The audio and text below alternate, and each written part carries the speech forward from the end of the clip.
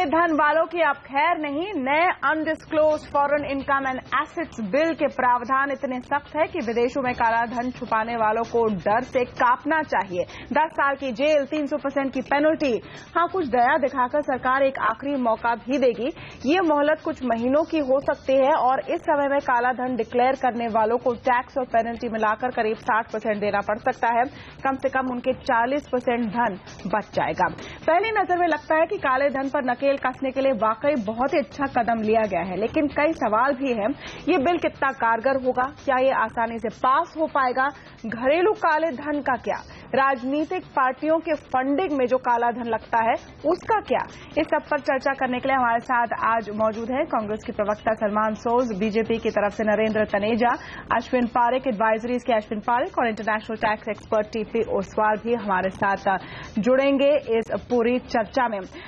कांग्रेस और बीजेपी की प्रतिक्रिया लेने से पहले टीपी ओसवाल साहब के पास मैं जाना चाहती हूं और उनका व्यू जानना चाहती हूं। ओसवाल साहब, एक टैक्स नजरिए से भी ज्यादा काले धन का मामला एक पॉलिटिकल इशू भी बन चुका है और बना हुआ था कई महीनों से। आपको लगता है कि एक कॉम्प्रिहेंसिव लॉ अब आएगा जो ब्लैक मनी के पूरे इशू को टैकल कर पाएगा? नहीं, बिल्कुल सही बात नहीं है, गलत है। क्योंकि कॉम्प्रिहेंसिव लॉ आप यदि कहते हैं और सारे ब्लैक मनी को कवर करने की यदि बात कह रहे हो तो वो तो लॉ डोमेस्टिक ब्लैक मनी को भी कवर करना चाहिए। ये तो लॉ सिर्फ foreign exchange, foreign black money जो है उसको कवर करने की बात कर रहे हैं। तो इसमें कोई इनकी चेष्टा भी नहीं है कि डोमेस्टिकली कितनी ब्लैक मनी है उसको कैसे कवर करेंगे। एक्चुअली डोमेस्टिकली जो ब्लैक मनी का प्रोपोर्शन है विदेशों में जो ब्लैक मनी है उससे ज्यादा, कई गुना ज्यादा है। क्योंकि हम कहते हैं कि हमारी इकोनॉमी 50% पैरेलल इकोनॉमी चल रही है। तो ऐसे सिचुएशन में गवर्नमेंट की कोई स्ट्रैटेजी उस पर अभी नजर नहीं आ रही है। लेकिन जो भी इन्होंने ये कदम उठाया है कि ये फॉरेन के ब्लैक मनी को कवर करें की हम कोशिश कर रहे हैं, भले ये डराया धमकाया जो भी करके, एक वेलकम मूव है, होना चाहिए ऐसा गवर्नमेंट को कुछ। लेकिन कितना सक्सेस मिलेगा इस पे एक क्वेश्चनेबल इश्यू है। भले ये इन्होंने विंडो देने की बात कही है कि 30% टैक्स भरे और 30% पेनल्टी देके आप टैक्स लेके आ जाइए इंडिया में, पैसा लेके आ जाइए इंडिया में। तो उसकी कोई डिटेल्स इनके अभी तक तो किसी को पता नहीं है कि स्कीम क्या होगी। यदि आप कहेंगे कि आप फॉरेन अकाउंट का डिस्क्लोजर करिए, उसके बाद में हम पैसा इधर लेके आएंगे तो ही हम आपको इम्यूनिटी देंगे, तो इसमें काफी सवाल उठेंगे। और कई बार ये विंडो यदि आप छोटा देंगे 2 महीने का या 3 महीने का, तो उसमें इतना जल्दी पैसा इधर विदेशों से आने की पैसा कोई सिर्फ बैंकों में ही पड़ा नहीं है, पैसा तो कहीं इन्वेस्टेड भी होगा जी। तो मेरे हिसाब से इसका विंडो एक 6 महीने का देना चाहिए, तो उसमें ये स्कीम सक्सेसफुल हो सकती है और गवर्नमेंट को जो प्लान कर रही है उसके हिसाब से गवर्नमेंट को पैसा मिल जाएगा। नरेंद्र तनेजा जी, कुछ सवाल यहाँ पर टीपी ओसवाल ने भी उठाए। सबसे बड़ा सवाल मेरे ख्याल से ये है कि कितना काला धन है विदेशों में। स्पेसिफिकली हम घरेलू काले धन की थोड़ी देर में बात करेंगे, क्योंकि जो इसके एस्टिमेट्स है वो तो वाइल्ड और वाइड रेंजिंग है। कोई कहते हैं $1 ट्रिलियन तक हो सकता है, $2 ट्रिलियन, कहीं ना तो $5-6 ट्रिलियन की बात करते हैं। क्या सरकार के पास कोई स्पेसिफिक फिगर है, कोई गेम प्लान है इन अकाउंट्स को टारगेट करने का? क्योंकि फिलहाल लग रहा है कि तीर तो निकला है लेकिन निशाना कहाँ है ये क्लियर नहीं है। नहीं, देखिए गेम प्लान तो है, लेकिन आपने कहा फिगर तो यह है सरकार को आए कोई भी ज्यादा समय हुआ नहीं है। और आपने जो पूरी सिंसेरिटी है, असली बात यह है कि विदेशों के अंदर जो काला धन छुपा के रखा गया है भारतीयों द्वारा, उसको लेके उसके लिए कानून आ रहा है, उसके लिए नीयत बिल्कुल साफ है, उसके लिए रोड मैप का जो है निर्माण किया जा रहा है और साथ में ये भी कहा जा रहा है कि भाई ठीक है आपको मौका भी दिया जाएगा अगर उसमें से कुछ लोग जो लेके आना चाहते हैं। तो कुल मिलाकर के सरकार के पास देखिए फिगर जो है, आप ये देखिए जब से भारत आजाद हुआ हमारा टोटल जीडीपी कितना हुआ, पहले जीडीपी क्या होता था, अब जीडीपी क्या है, उसमें प्राइवेट सेक्टर का रोल कितना था, उनमें से प्राइवेट सेक्टर में कितने लोग जो है पैसा लेके बाहर चले गए। ऐसा अनुमान है कि ज्यादातर पैसा जो बाहर गया है वो पिछले 25-30 सालों के अंदर गया है, खासतौर से जब से आर्थिक सुधार हुए उसके बाद लोगों का कहना है। ये कोई ऑफिशियल लाइन नहीं है, लेकिन सबसे बड़ी बात यह है कि जो भी है हमारी बीजेपी ने मैनिफेस्टो में इस बात को कहा था और देश की जनता जो है वो ये जानना चाहती है कि जो काला धन विदेशों में है वो कितना है और कितना जल्दी उसको वापस लेके आया जा रहा है। अब उसके अनुमान जब ये बात ये भी जानना चाहते हैं कि कितना है, ये किसका है, कितना है और कितनी जल्दी वो भारत लाए। तो उसकी तरफ सरकार ने पूरी सिंसेरिटी एक सख्त कानून बना करके देश को भी ये कम्युनिकेट किया है, साथ में उन लोगों की जिनका वहां पैसा है, और दूसरी साथ ये भी कन्वे कर दिया है कि जो लोग ऐसा करते आए हैं उनको उस पर जो है विराम लगाना पड़ेगा तुरंत। और साथ में सरकार पूरी शिद्दत के साथ, पूरी सिंसेरिटी के साथ जो आगे जाएगी और एक एक नया पैसा जो भारत विदेशों में काला धन का है उसको लेकर के आएगी। क्या कोई क्लैरिटी इस पर आ रही है तनेजा साहब? और इसके बाद में सलमान के पास चलते हुए, क्या इसमें कोई क्लैरिटी आ रही है कि जो आपने मोहलत दी है, जिसे आप लोग एमनेस्टी स्कीम नहीं कहना चाहते हो फॉर वेरी ऑब्वियस रीजंस, लेकिन जो मोहलत दी है वो कितने समय की होगी? टीपी ओसवाल का कहना है कि कम से कम 6 महीने की हो, तभी उसमें कुछ पैसा वापस आ सकता है। देखिए, इस विषय पे तमाम एक्सपर्ट से जो है बातचीत करी गई है, देश विदेश दोनों के एक्सपर्ट से बातचीत करी है, और वो मोहलत का जो समय होगा, जो विंडो होगी, वो पर्याप्त होगी। वो इतनी पर्याप्त होगी कि जो लोग वास्तव में लाना चाहते हैं, सिंसियर हैं, वो लेकर के उसमें आ सकें। हमको पता है कि जिन्होंने एसेट्स में इन्वेस्ट कर दिया है वहां ब्लैक मनी में, उसको उन्होंने जो डिसॉल्व करना पड़ेगा, उसको फिर देश में लाना पड़ेगा। उस सबको ध्यान में रख करके जो विंडो का जो पीरियड है वो इतना होगा कि जो वास्तव में सिंसियरली लाना चाहते हैं उनके पास सफिशिएंट समय उनको दिया जाएगा, और जो उसके बावजूद नहीं लेके आएंगे उसके लिए कानून क्या है वो आपको पता ही है। बिल्कुल। Salman Soz, on the face of it एक सिंसियर एफर्ट नजर आ रही है। क्या कांग्रेस पार्टी इसका समर्थन करेगी? क्या इस बिल को पास करने में कोई दिक्कत नहीं नजर आ रही है? देखिए, ब्लैक मनी को वापस लाना या डोमेस्टिक ब्लैक मनी को हमारी इकोनॉमी में सीधी तरह से लाना, ये प्रायोरिटीज हैं। इसमें ये बीजेपी कांग्रेस प्रायोरिटी नहीं, तो नेशनल प्रायोरिटीज हैं, तो इसलिए उस पर तो काम मिलके करेंगे। लेकिन ये नियत की बात सुनते हुए हम तो थक गए। तकरीबन साल होने लगा। हम अब ये कह रहे हैं कि भाई हम देखेंगे कितना ब्लैक मनी बाहर है। मैंने सोचा था कि इलेक्शन से पहले तो मोदी जी को पहले ही पता था कि कितना बाहर है, क्योंकि 15 लाख तो सबके अकाउंट में आने वाले थे। वो भी नहीं हुआ। अब कानून चेंज करेंगे, चलिए वो भी हम देख लेंगे, उसकी भी हम मदद करेंगे। लेकिन जो एग्जिस्टिंग कानून करने में समर्थन देंगे नहीं, देखिए बिल आएगा, उसकी डिटेल्स पढ़ेंगे और डिटेल्स कैसे होंगे उसके हिसाब से चलेंगे। लेकिन मुझे नहीं लगता कि देखिए ना, जो गवर्नमेंट ने कहा है कि एक तो ये कानून होगा, उसके बाद एक बेनामी ट्रांजैक्शंस प्रोहिबिशन एक्ट भी लाया जाएगा। हम दोनों के मेरिट्स को देखेंगे और अल्टीमेटली देखिए, जो कानून तो बहुत होते हैं, इंप्लीमेंट कैसे होंगे वो कानून, उनके रूल्स क्या होंगे, वो बहुत जरूरी चीज है। तो ये तो मैं पहली बात तो ये कि हम तो गवर्नमेंट का साथ देने के लिए तैयार हैं इस ऐसे कानूनों को पास कराने के लिए। लेकिन हमें गवर्नमेंट से ये भी थोड़ा जवाब लेना है कि अभी तक जो उन्होंने वादे किए थे भारत के लोगों के साथ, वो अभी तक पूरे क्यों नहीं हुए? जब उन्होंने दावा किया था कि भाई साहब, विद ऑल ड्यू रिस्पेक्ट, आपका आज कहना कि 1 साल हो गया और उन्होंने कुछ नहीं किया, तो फिर ये बहुत ही ऑब्वियस रिबटल आता है कि आपने 10 साल में कुछ नहीं किया। तो I suggest you don't go down that line of argument. आप नहीं, व्हाई नॉट, नहीं, आप मुझे इस चीज पर बताएं। लेट मी, हाँ, नहीं, आपने अच्छा सवाल, आपने अच्छा सवाल उठाया था मना जी। 30+30 60%। मैं आप के लिए बोल रही हूँ कि वो आर्ग्यूमेंट में ऑब्वियस रिबटल है कि आप उनको 1 साल में ये ला रहे हैं, वो उसकी आपको प्रशंसा करनी होगी, because it is a good effort. मेरा सवाल आपसे है कि जो ये विंडो दे रहे हैं, जैसे एमनेस्टी नहीं कह रहे हैं, 30+30 मिलाकर 60% ये रखेंगे, क्या ये आप लोगों को एक्सेप्टेबल होगा? क्या आपको सही प्रैक्टिकल डिसीजन लग रहा है? नहीं, ये देखिए, दो चीजें। पहले जो आपने कहा रिबटल की बात, हमने थोड़ी कहा था कि हम 150 दिन में आपको ब्लैक मनी ला के देंगे। ये तो इन्होंने कहा था। इन्होंने कहा कि आपने 10 साल में कुछ नहीं किया। हम डेढ़ ने कहा और ना कुछ किया, इसलिए मैं कह रही हूं।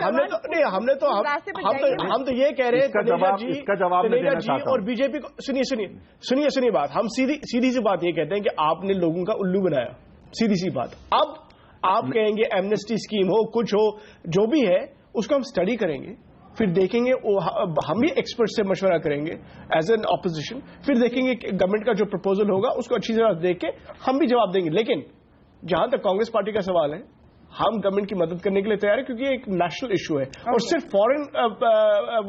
फॉरेन ब्लैक मनी का नहीं, डोमेस्टिक ब्लैक मनी जो है, जो बहुत ज्यादा है, उसको भी कवर करने की कोशिश करेंगे। बिल्कुल।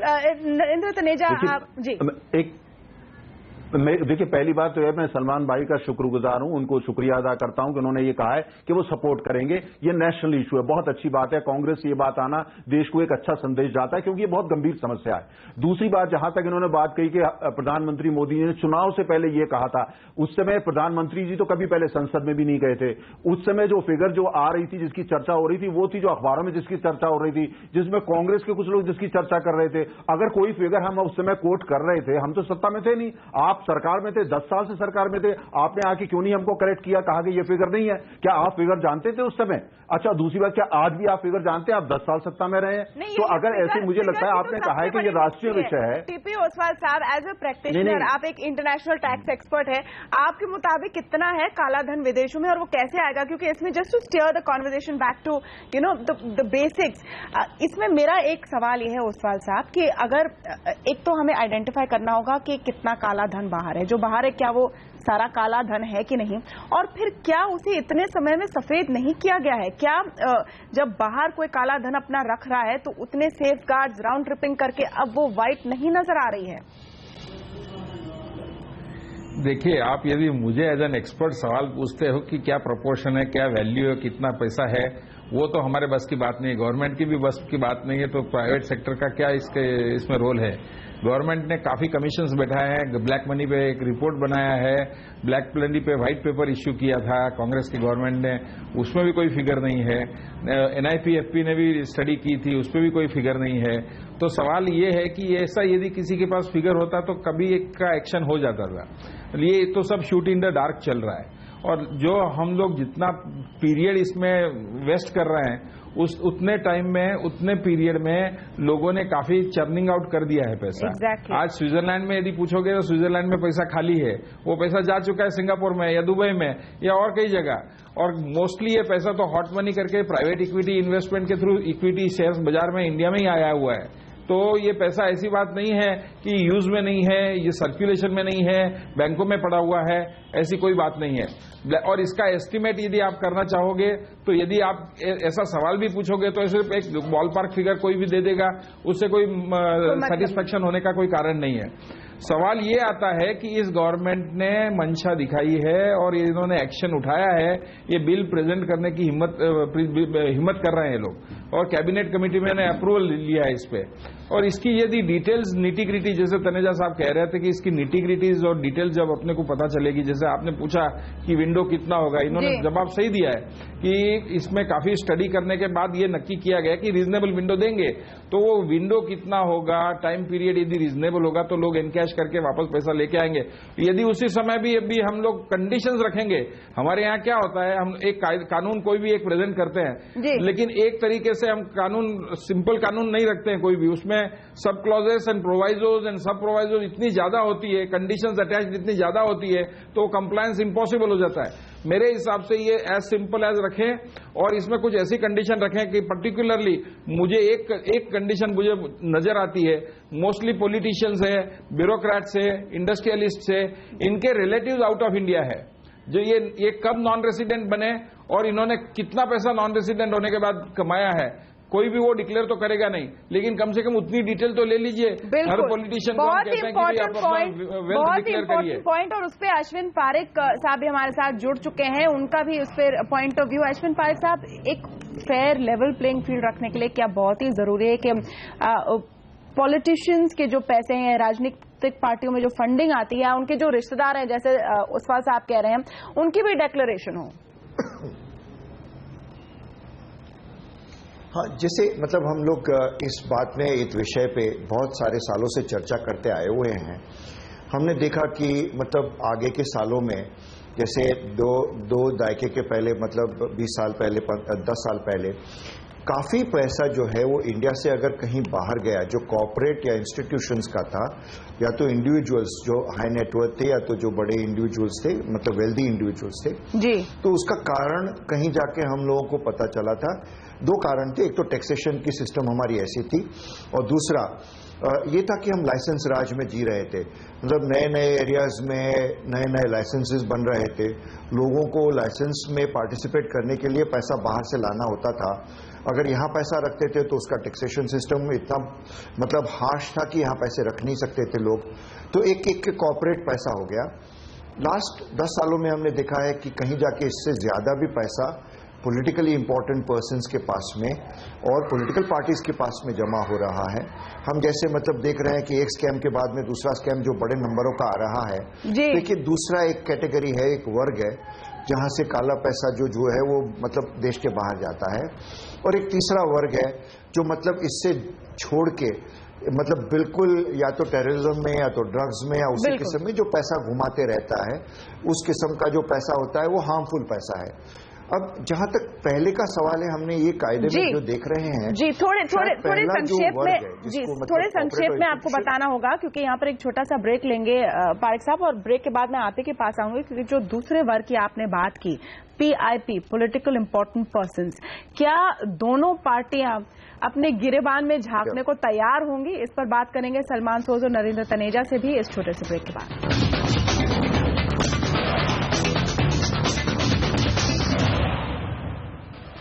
विदेशों में कितना काला धन है, किसका काला धन है और वो कैसे वापस आएगा, ये बातें अभी तक साफ नहीं हुई। क्या साफ हुआ है कि अगर किसी को वापस लाना है उसके लिए एक प्रावधान है और जो पकड़ा जाएगा उसको कड़ी से कड़ी सजा मिलेगी। लेकिन हम एक बहुत इंपॉर्टेंट पॉइंट पर चर्चा कर रहे हैं। अश्विन पारिक साहब, ब्रेक के बाद पहले आप बात कर रहे थे पॉलिटिकली इंपॉर्टेंट पर्संस की, क्या उनको भी अपने काले धन के एम्बिट में लाना बहुत जरूरी है? जरूरी है, पर मेरे ख्याल से वहां पे मतलब ये एक अच्छा सा अपने आप में चर्चा का विषय है कि इस बार हम लोग करेंगे, पर उसमें क्या होगा कि जब तक कानूनी व्यवस्था, जैसे हमने सेशन साहब के सामने, इलेक्शन कमीशन के सामने, कमिश्नर के सामने सबने देखा था उस समय में कि उसको एक प्रॉपर ढांचे में लाया जाए डिक्लेरेशन में, तभी वो बात बनेगी। मेरे ख्याल से उसका इस मतलब जो नया कायदा है उसके साथ में उसका ज्यादा रेफरेंस नहीं है। मैं इतना लिमिटेड पॉइंट बताना चाहूंगा। ओके, तो तनेजा साहब, ज्यादा रेफरेंस क्यों नहीं है? और अगर वाकई काले धन पर क्रैकडाउन करना है तो उसकी नींव को पकड़ना पड़ेगा। यहां पर कहने के लिए आप लोग ने इलेक्शन प्रॉमिस को डिलीवर किया है या डिलीवर करने की कोशिश नजर आ रही है, लेकिन जो रूट है काला धन का उसका एक बहुत बड़ा हिस्सा है पॉलिटिकल फंडिंग। ये आप भी जानते हैं, सब मानते हैं। उसको टैकल करने की कोशिश कब नजर आएगी? देखिए, पहली बात तो यह है कि अगर आप इसको ध्यान से देखें, जो बाहर के पैसे की ब्लैक मनी की बात हो रही है, जो काला धन हैगा विदेश के अंदर खासतौर से आप देख रहे हैं, ना तो उसका कोई मजहब है, ना कोई आइडियोलॉजी है, ना ये उसमें चाहे जो भी व्यक्ति हो, पॉलिटिशियन हो, ब्यूरोक्रेट हो, बिजनेसमैन हो, प्रोफेशनल हो, जो भी है, जिससे भी गलती हो रही है, जिसने गुनाह किया उसको सजा मिलेगी और उसको लेके आना है। पहली बात, ये एक संदेश दे रहा है आपको भी, देश को भी, कि सरकार की सोच क्या है। सरकार की सोच में आपका प्रोफेशन क्या है, आप पॉलिटिशियन है या बिजनेसमैन है या डेंटिस्ट है या हार्ट स्पेशलिस्ट, इससे फर्क नहीं पड़ता। अगर आप काले धन में शामिल हो रहे हैं और उस कल्चर में शामिल हो रहे हैं तो आपको सजा मिलेगी।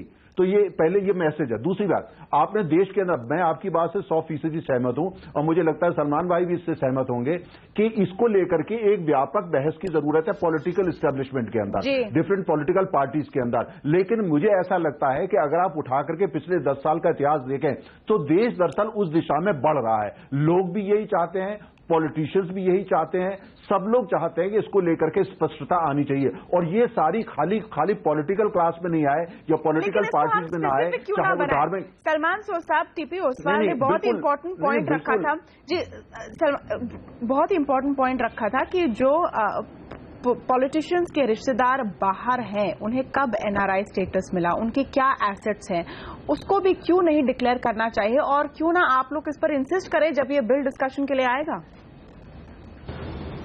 जरूर होना चाहिए। देखिए, मैं तो चाहता हूं कि equal treatment under the law, यानी कि चाहे कोई भी हो, पॉलिटिशियन हो या कोई और हो, सबका एक ही कानून है। बिल्कुल सही बात। तो ये तो नहीं कहेंगे कि भाई आप बिजनेसमैन है आपका ज्यादा है या पॉलिटिशियन आपका ज्यादा है, सबका बराबर होना चाहिए और सबको देखना चाहिए। देखिए, मैं तो बीजेपी और मैं तो यहाँ पे बिल्कुल सही है जी, बिल्कुल, मैं पूरी तरह सलमान भाई से सहमत हूँ, पूरी तरह।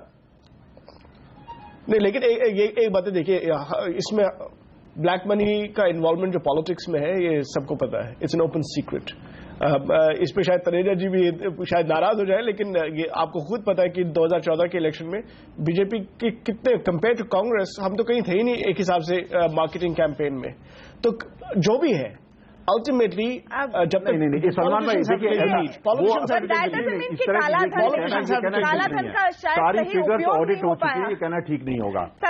आप स्पेसिफिक ऑडिट क्या जाना पड़ेगा वो उस हाँ सबका मेरे ख्याल में तो फोरेंसिक ऑडिट होना चाहिए। ऑडिट जा चुका है। मैं तो ये भारतीय जनता पार्टी ये बिल लेकर के आ रही है। मैं ब्लैक मनी पे बिल भारतीय जनता पार्टी ला रही है, इसका मतलब भारतीय जनता पार्टी तनेजा जी मैं तो संस्कृति तो आप लोगों ने बनाई है, वो आपकी बनाई क्या कांग्रेस पार्टी विपक्ष के नाते आपकी बनाई संस्कृति को हम बदल रहे हैं। आप मैं तो तनेजा जी मैं तो कहता हूँ फोरेंसिक ऑडिट कराइए, फोरेंसिक ऑडिट कराइए तमाम पॉलिटिकल पार्टीज का, फिर देखिए ये आपका मैं कह रही हूँ कि एज ऑपोजिशन क्या आप लोग इंसिस्ट करेंगे कि पॉलिटिकल इंपॉर्टेंट पर्संस में जो अगर काला धन है वो भी इस एक्ट के एम्बिट में लाया जाए? और इक्वल ग्राउंड की मैं बात समझ रही हूँ, लेकिन वो अगर एक बहुत बड़ा हिस्सा है, काला धन का सोर्स है या वहां पर सर्कुलेट हो रहा है, तो उसकी खास मेंशन और खास इंतजाम जरूरी है। सलमान सोज जी देखिए सभी को लाइए एज ए कानून तो कानून होता है ना, कानून